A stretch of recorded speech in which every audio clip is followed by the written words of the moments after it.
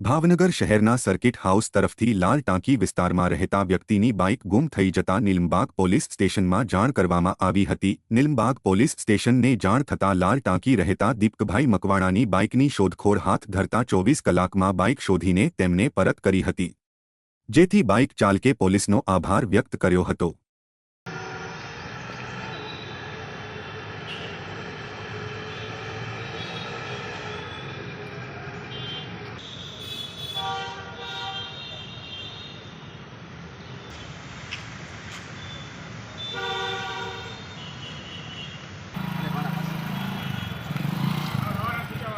મારું નામ મકવાણા દીપક રણછોડભાઈ, હું લાલ ટાંકી રહું છું।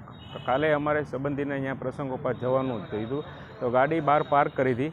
તો પ્રસંગ પૂરો થયો એટલે હું પછી બહાર ગયા અમે ઘરે જવા માટે, પણ ગાડી ત્યાં નહોતી, એટલે પછી ત્યાંથી અમે ડિવિઝને આવ્યો અને ત્યાં મેં સાહેબને લખાણ કરાવી, તો એને મને લખી કે વાંધો નહીં, આપણે તપાસ કરી લઈશું। તો એના સહયોગથી ગાડી આજે પરત થઈ ગઈ છે, ગાડી મળી ગઈ છે નીલમબાગ પોલીસ સ્ટેશન।